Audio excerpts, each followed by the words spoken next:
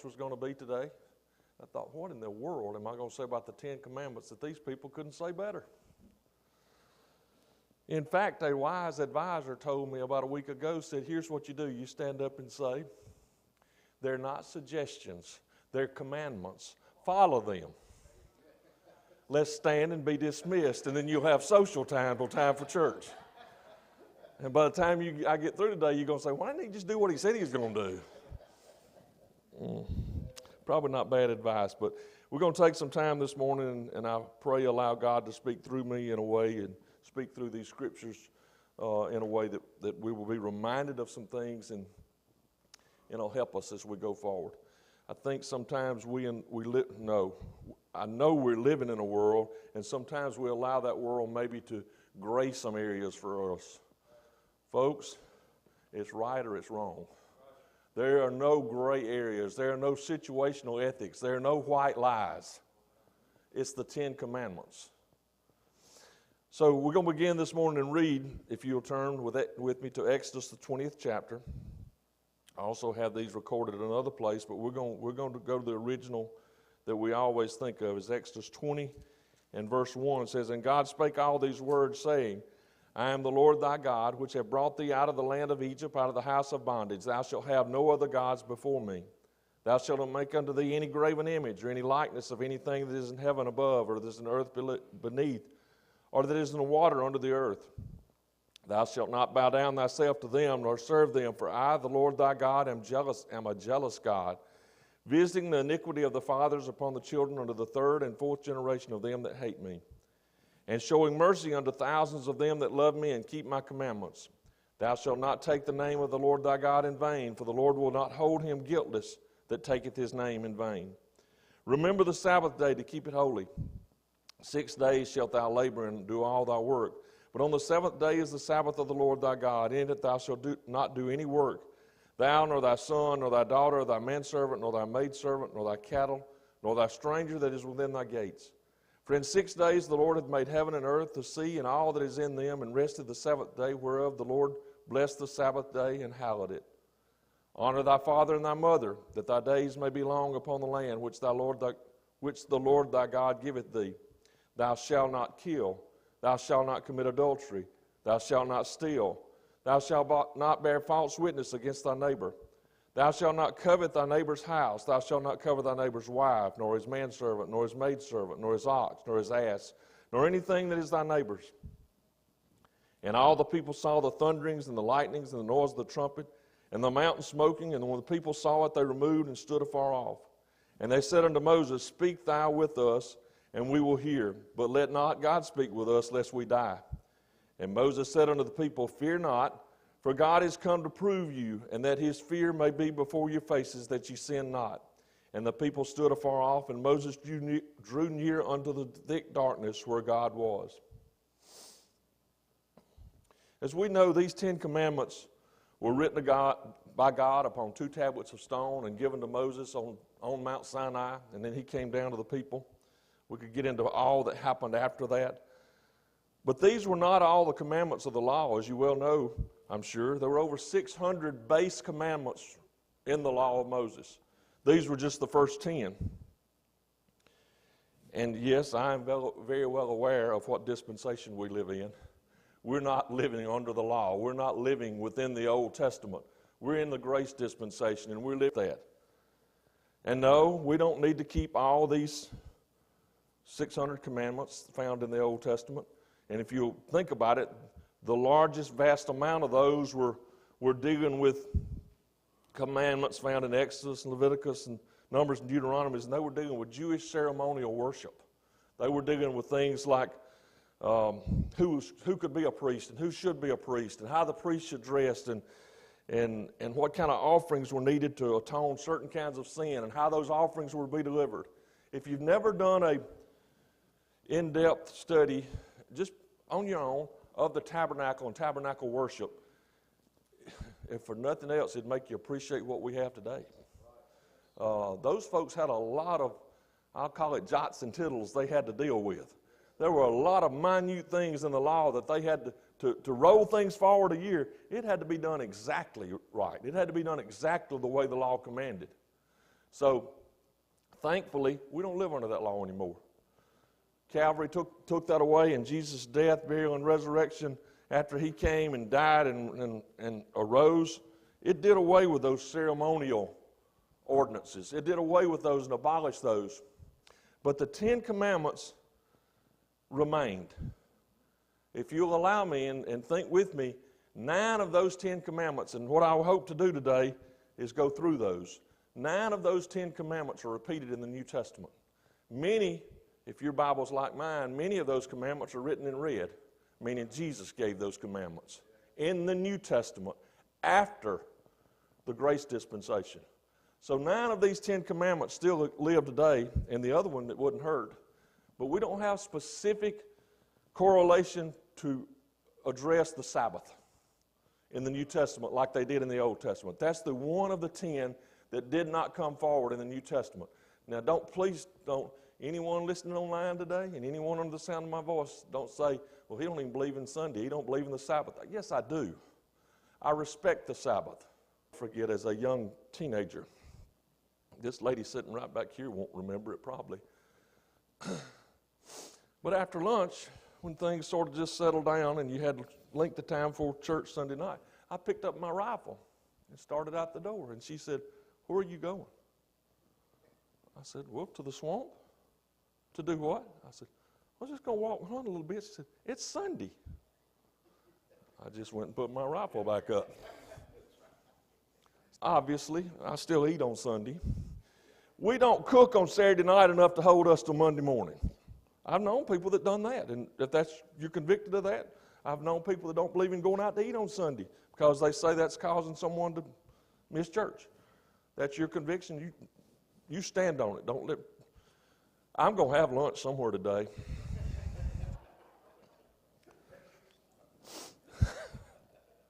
We don't have specific ordinance and instruction regarding the Sabbath in the New Testament. But the other 9, and I got to get going, because the other 9, we do. We have specific instructions. So what I'd like to do, and it's going to move very quickly, because I think this should have been at least 2 lessons. Move very quickly. We're going to talk about the original commandment, and then move to the New Testament and compare it, and remind us that these commandments are still important to us today to live by. So Exodus 20:3 said, 20:3 says, thou shalt have no other gods before me. Thou shalt have no other gods before me. Matthew, and if you don't want to turn here, I understand. I'm going to try to move quickly as I can. Matthew 22 and verse 37 says, Jesus said unto him, thou shalt love the Lord thy God with all thy heart and with all thy soul and with all thy mind. This is the first and great commandment. If I'm loving something with all my heart and with all my soul and with all my mind, there's nothing else above it. I'm not worshiping anything ahead of that. And folks, if that's not how we're feeling about God today, you need to readjust what you're worshiping. And so I'm not worshiping something else. Where do you spend your time? Where do you spend your efforts? Where do you spend your money?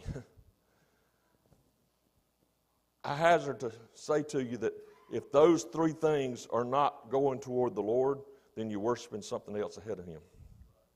So, well, I got to go to work. You don't have to leave God at home when you go.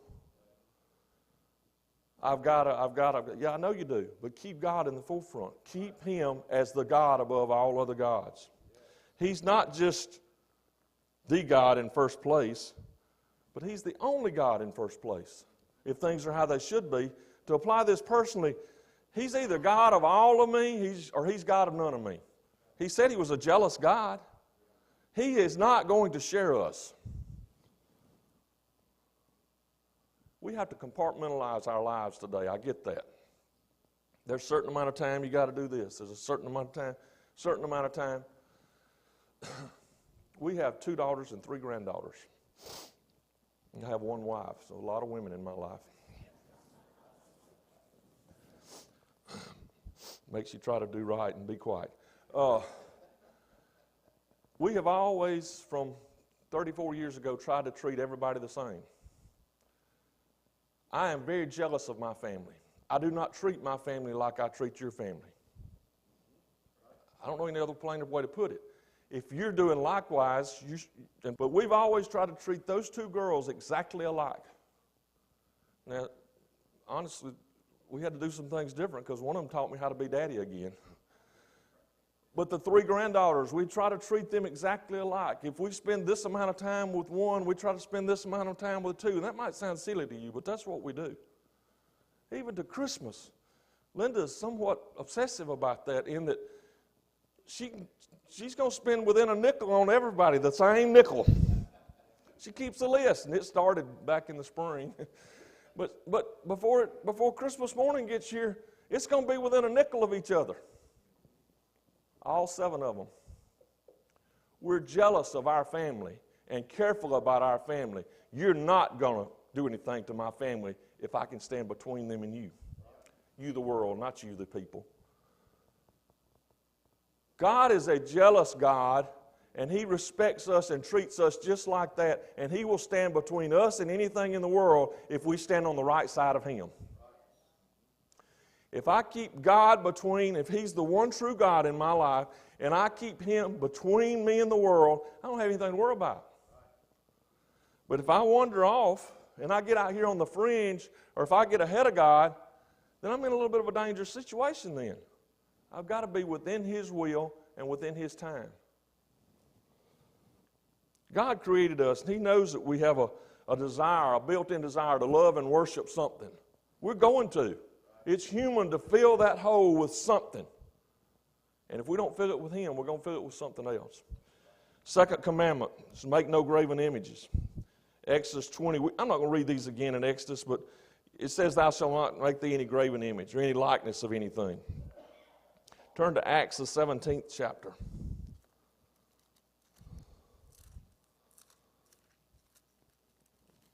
Acts 17 and 29 says, for as much then as we are the offspring of God, we ought not to think that the Godhead is likened to gold or silver or stone, graven by art and man's device.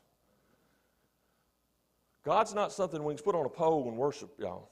Jesus is not a monument or a statue. There's nothing wrong with those, but that's not how we worship God. He was telling in the 10 Commandments, He was telling, don't do this. Don't take anything that's carved. Don't take anything that's graven. But we're given that same instructions again in Acts. Turn over to 1 John, the 5th chapter. 1 John 5 and 20. And we know that the Son of God is come and hath given us an understanding that we may know Him that is true, and we are in Him that is true, even in His Son Jesus Christ, that is the true God and eternal life. Little children, keep yourselves from idols. In the olden days, the old Bible days, we realized that the world at that time, if you'll allow me to say it like that, they had all kind of gods. They had gods of the harvest. They had God of sun. They had gods of fertility. They had gods of gods. All kind of gods. Whoever you need to worship, there was one, or they'd create one. And I sincerely doubt that the people sitting under the sound of my voice today are bowing down and worshiping any graven image. I'm not concerned about that. I'm not worried about you having some shrine to some god within your house that you're bowing down and worshiping to. But this ties back to the first commandment, and I'm going to ask it again, and then I've got to move on, but I'm going to ask it again. What are you worshiping today? Verse 5, and I already mentioned it, but verse 5 back in Exodus 20 says that He's a jealous God. Be careful this morning, folks, that you aren't putting anything ahead of Him. Be careful today that you're not spending more time dealing with whatever the blank is than you are in time with God in studying and prayer. Brother Corey's not here this morning, but we have discussed it over time in the past. He knows how well I like to read. Anybody has read as much as I have should be a highly intelligent, smart man. I'm pretty sure I am. I just can't retrieve it. I've put a lot in there. I just can't get it back out. But I'm serious. I have to really watch myself because I just have a love for reading. I have a love of learning something else. I have the most vast supply of non-useful, trivial knowledge that you could ever imagine. We can be riding along, and I'll tell them such and such. How did you know that? Well, I read it somewhere, and just for what happened, it come up. But I have to watch me, and I don't mean I worship books. Don't go and say, oh, God bless him, he needs intervention. I'm not worshiping books, and I'm not worshiping reading, but I do have to watch me personally to be sure that I read the right thing enough. I'm pretty sure I can read all the Civil War history books I want to read. It's not going to change the outcome. The war happened the way it happened. The battles are not going to be refought. I like reading personal examples of how people went through that, but I got a lot of personal examples I need to be studying right here. So be careful what you worship and be very careful. Third commandment, do not take the name of the Lord, the name of God in vain. Matthew 6 and 9. I think I could quote that, but I'm going to try to turn to all these this morning. Matthew 6 and 9. And maybe a little different way of looking at taking his name in vain than you've ever thought, and maybe I'm wrong. After this manner, therefore, pray ye, Our Father, which art in heaven, hallowed be thy name.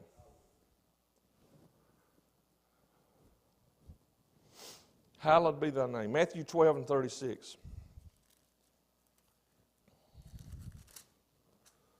But I say unto you that every idle word that men shall speak, they shall give account thereof in the day of judgment. For by thy words thou shalt be justified, and by thy words thou shalt be condemned.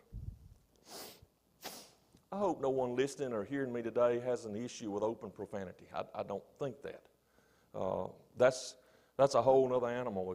If you take the Lord's name in vain in a profane way, that's even worse. I hired a guy one time, and it was environment. He had been raised differently, and he knew better. But the first time or two he was in my office, it was, and I hate to say this in a way, but he profanely took the Lord's name in vain, and you can imagine what he said. And I heard it the first time, and I thought, everybody around here knows better than do that. He said it the second time, and I said, I sincerely hope you were praying right then, because if you wasn't praying, me and you got a problem. He said, what did I say? It was just a habit. From that day till this, and that's been 14 years ago, I've never heard the man say that again. I'm not saying he don't say it. He don't say it in front of me. Folks, I'm telling you, if you got a profane, vain use of God's name, that's very, very dangerous. But I'm gonna ratchet that back a little bit. We were just told by Jesus about idle words, how idle words condemn us. But I want to go one step further. Not only do idle words condemn us, but how hallowed are we being with his name? You know what hallowed means? To worship, to praise. So I don't think there's anybody in here this morning cursing and carrying God's name that way. But are you being careful in the way you handle it in praise and worship and what you say in your idle talk? Boy, God got me this morning. I've been up since about 5 o'clock this morning going through this again because I want to be careful what I say in front of you across this desk. Well, Linda got up a little later, and she needed anyway, she was getting her fall decorations out so her granddaughters could help her decorate this afternoon on the Sabbath. Well, I'm trudging along out of the storage room with a whole bag full of stuff, and the top come off of my bag, and stuff went everywhere. I said, good Lord. And when I said that, I thought,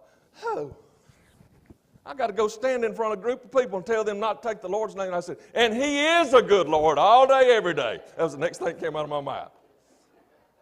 Habits, folks, habits. It's the little foxes that destroy the vine. Habits, what do you say every day? The older I've got, the quieter I've got. Not about just God, about in general. I've learned that if I don't say it, you can't misquote me. So I'll be quiet. Be careful how you use his name in worship and how you use his name in everyday conversation. If something really bad happens, the first words out of your mouth might be, oh, Jesus, as a prayer. But if you really get aggravated and the first thing out of your mouth is, oh, Jesus, was that a prayer? I'm asking you now, you think for yourself. Be careful how you take the Lord's name in vain. Keep the Sabbath. That goes back to verses 8 through 11, and we know the law was very specific. And I want to remind you a little bit, we are going to touch on this. I want to remind you a little bit of Jesus' discussion regarding this in Matthew, the 11th chapter, and maybe bring some clarity of to how we truly maintain and keep a Sabbath. Sabbath is for rest. Matthew 11, 28 and 30. Come unto me, all ye that labor and are heavy laden, and I will give you rest. Take my yoke upon you, and learn of me, for I am meek and lowly in heart, and you shall find rest upon your soul.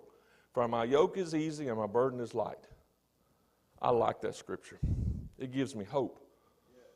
But look at verse 12, chapter 12, the first 14 verses I'm not going to read. You read yourself. But we know the story. It's dealing with the Lord Christ being the Lord of the Sabbath. The religious leaders, they objected to him picking corn, picking grain. They objected to him healing on the Sabbath. It didn't fit with the law. He was breaking the law. Jesus understood the heart of the Sabbath. He understood that to rest physically and spiritually there is a need. I'm not saying that every time he went away across the sea or to a mountain to be alone, when he had to rest, when he had to have quiet time, that he was experiencing and practicing the Sabbath, but he was experiencing and practicing the ideal of the Sabbath. And I will tell you that I'm afraid today, even we as church people still feel Sundays with an awful lot that's not restful. I'm afraid we are thinking about tomorrow and next week, and I may be sitting in my chair at rest physically, but my mind's not at rest. I think we have got to get back to the place where we block off a time, and if it's Sunday, the Sabbath, that's great. But you got to block off a time to renew and recharge and refresh. Physically, emotionally, and most of all spiritually. So we may not have a direct command of the Sabbath, but we have an example of how the Lord is that rest. And when we take time for that rest, His presence will dwell with us. But you may have to mark off and say, no, I can't do that today. I'm going to rest today. And if rest is a 3-hour nap, God bless you. That's great. But if rest is a 3-hour nap, God bless you for that too. These first 4 commandments dealt with more or less our relationship with God. The remainder of the commandments deal with our relationship with others. Verse 5, Commandment 5, honor your father and mother. Exodus 20 and 12. Turn, if you will, to Ephesians 6.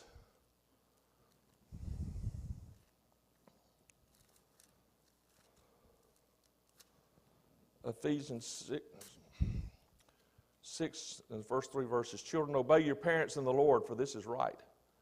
Honor thy father and mother, which is the first commandment with promise, that it may be well with thee, and thou may live as long on the earth. This honor, my translation, is obedience and respect. You honor a parent by being obedient and respectful.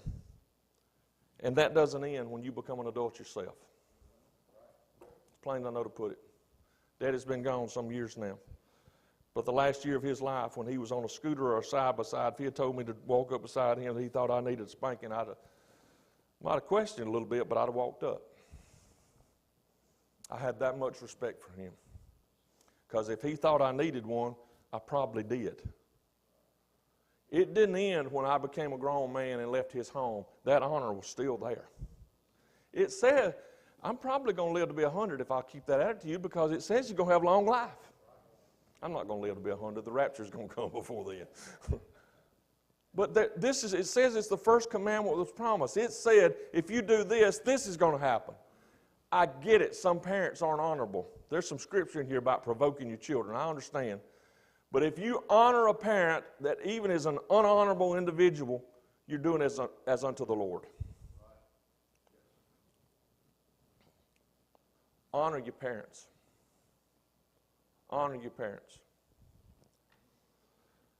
Commandment 6, thou shalt not kill. Romans 13. Don't take a whole lot of explanation. This is a short commandment, but Romans 13 and 9 says, let love be without, no more, wrong chapter. For this, thou shalt not commit adultery, thou shalt not kill, thou shalt not steal, thou shalt not bear false witness, thou shalt not covet. And if there be any commandment, it is briefly comprehended in this saying, namely, thou shalt love thy neighbor as thyself. Love worketh no ill to his neighbor, therefore love is the fulfilling of the law. This 2 verses right here actually takes care of 6, 7, 8, 9, and 10. It covers those. So I'm not going to read it every time. So I guess when it says thou shalt not kill, it doesn't need a whole lot of explaining and support. But folks, human life is a gift from God.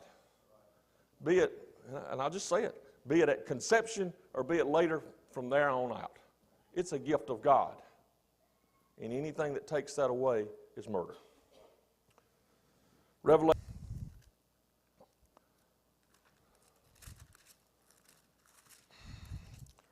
21 and 8, but the fearful and unbelieving and the abominable and murderers and whoremongers and sorcerers and idolaters and all liars shall have their part in the lake which burneth with fire and brimstone, which is the second death. Don't kill anybody. Thou shalt not kill. The 7th commandment is in Exodus 20 and 14. Hebrews 13 and 14, thou shalt not commit adultery. Hebrews 13 and 4.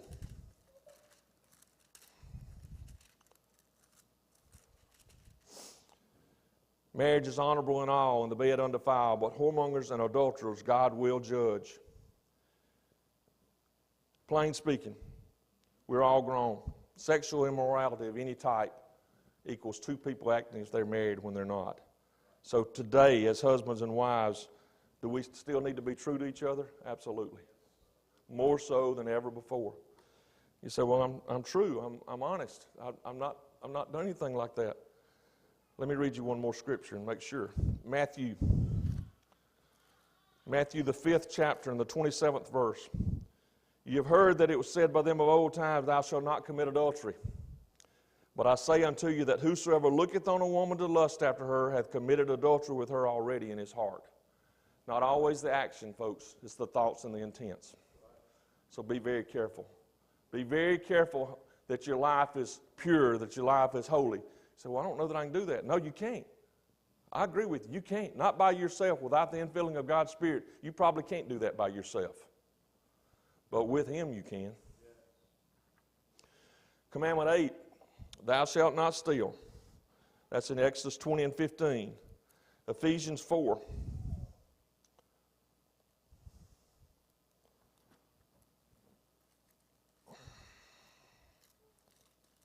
Ephesians 4 and 28. Let him that stole steal no more, but rather let him labor, working with his hands the thing which is good, that he may have to give to him that needeth. I don't really have a whole lot to add about this. If it's yours, don't take it. If it's not yours, not yours. This sounds real pharisaical, and it's been a while back. I don't know why. If Barry was here, he would tell you why. But all my lessons come back to eating.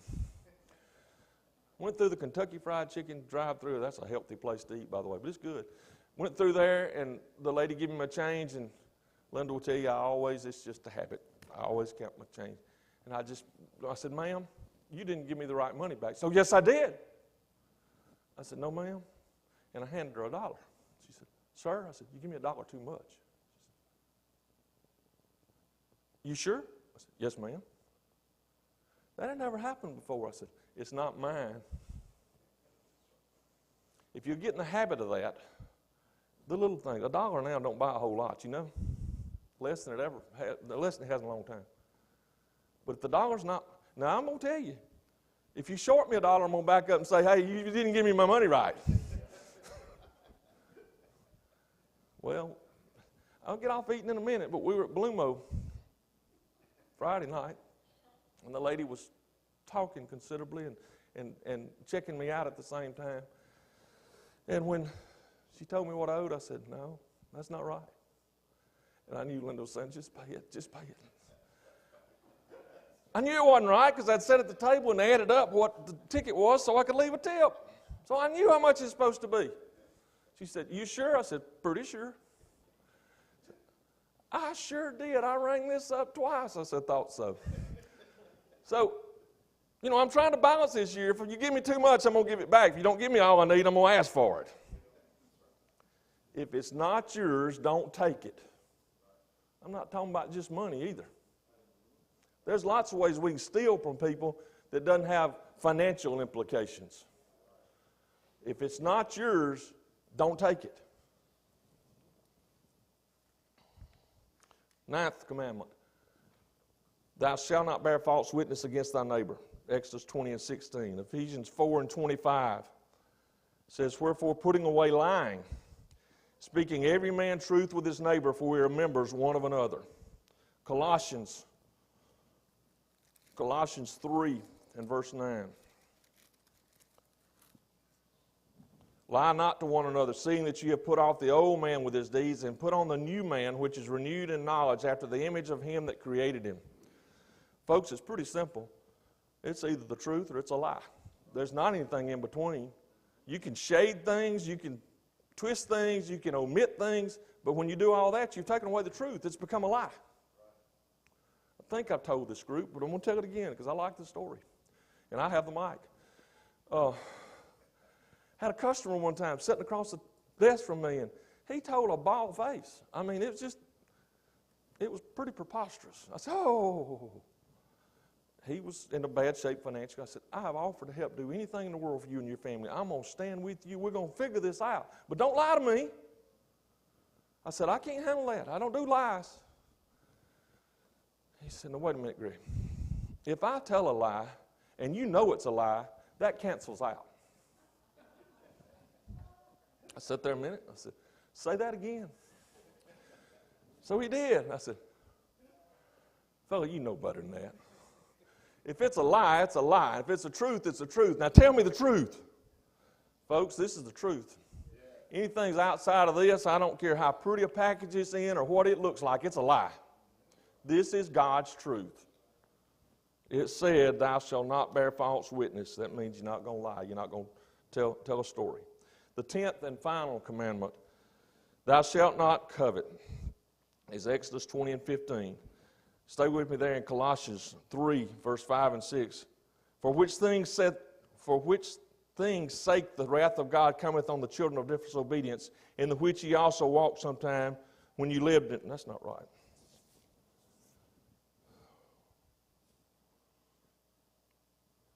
Let me back up. Mortify therefore your members which are upon the earth, fornication, uncleanness, inordinate affection, and concupiscence, covetousness, which is idolatry.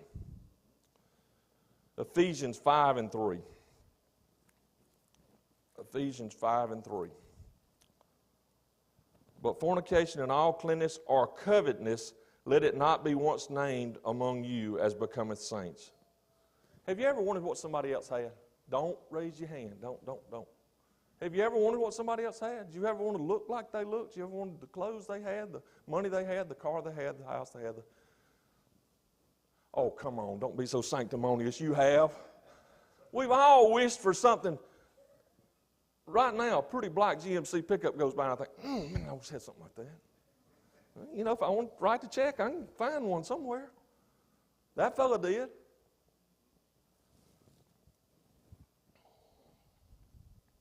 When I want something God has given someone else, I'm coveting. And it says you don't do that. Be it your neighbor's wife, or their truck, or their car, or their money, or their faith. I have seen people, and I'll admit to you this.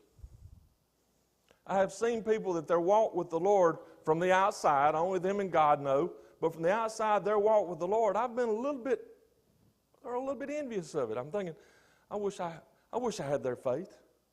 I wish I believed I could speak it, and Well, you know how they got that way? They got that way by studying and praying and staying on their knees. Yeah, I know there's different folds of Christians. I understand there's multiple powers and strength of Christians. But the way I have anything more than what I got, be it my faith or the truck or whatever, I work and ask God to bless my work, and He gives me what I need. Beyond that, I don't need to be worrying about what you got. And quite frankly, that's never really been a problem for me materially, because I'm glad for you if you got something, but I don't want it. We live in a society today it's somewhat normal to want what everybody else has got and a little bit more. You don't want to keep up, you want to get a little ahead. Trust me, I see that in my line of work.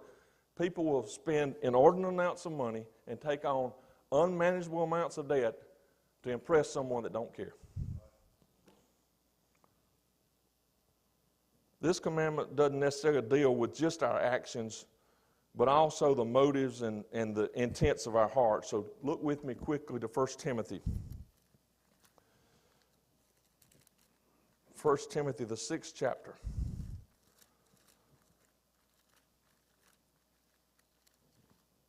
And verse 6. You knew I was going here. But godliness with contentment is great gain.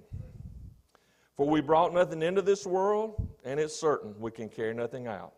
And having food and raiment, let us therefore be therewith content. See, I told you I'm not bad off on this food thing. The Bible talks about it. But they that will be rich fall into temptation and a snare, and into many foolish and hurtful lusts, which drown men in destruction and perdition. For the love of money is the root of all evil, which while some coveted after, they have erred from the faith and pierced themselves through with many sorrows. But thou, O man of God, flee these things, and follow after righteousness, godliness, faith, love, patience, and meekness.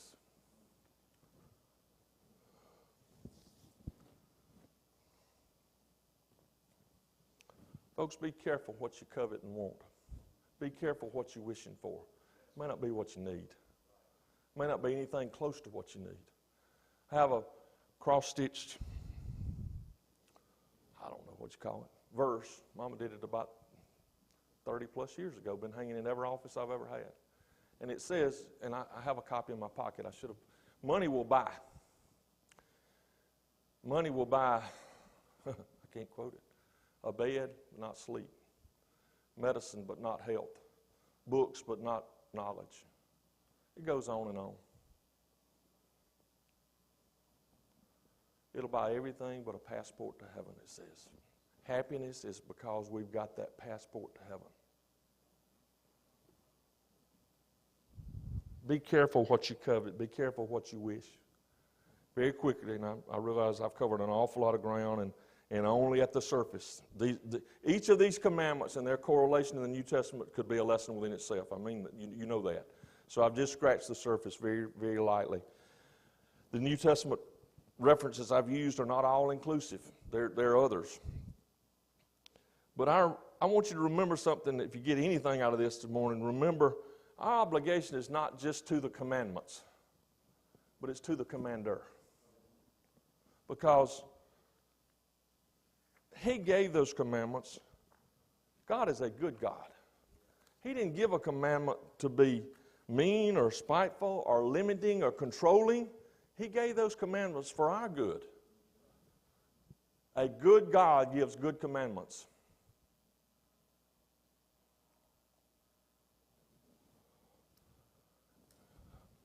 There was a phrase Daddy used to use as I closed that I never, ever liked until I started using it, and I thought it was the greatest phrase ever. When I would question, you get to a point that you think you know more than the older person. You do. For a time in my life, I knew better than to say why. But I got to the point, Brother Eddie, I'd say, why? And what did he say? Because I told you to. Well, I would go away because I wasn't one to argue a whole lot. I knew better. But I still wondered why. And it might be that day, or the next day, or 5 years. I learned why. He knew better than I did. He knew things because he had already experienced them, or he was wiser. He'd been further down the road. He knew why. He knew why he was telling me. He also knew he was the authority, and he didn't have to explain to me why he told me. God knows why. God knows why he gave us these commandments. God knows what's good for us. God knows what we do need to do and what we do not need to do. So don't, oh, by the way, that's what I always told my girls too. When they say, one more than others, why? Don't you worry about why. You do. And they did. They were good girls, and I'm thankful for that. They are good girls. That didn't go away. They didn't get grown and turn bad. They're good women now. God knows why. God knows why he gave these commandments, and God knows why we need to follow them. So I'm going to go back to what the wise advisor, and you can guess who that was. I live with her. Told me, just tell them they're not suggestions, they're commandments. Follow them. Took me 45 minutes to tell you the same thing twice. There's a lot of good in these old commandments, folks. They'll bring you back to a life of where you need to be. Some of them are real simple. Hard to follow, but real simple. But they'll bring you back to a life that pleases God, and that's where you want to be. I pray this bless you this morning. You're dismissed until 11 o'clock.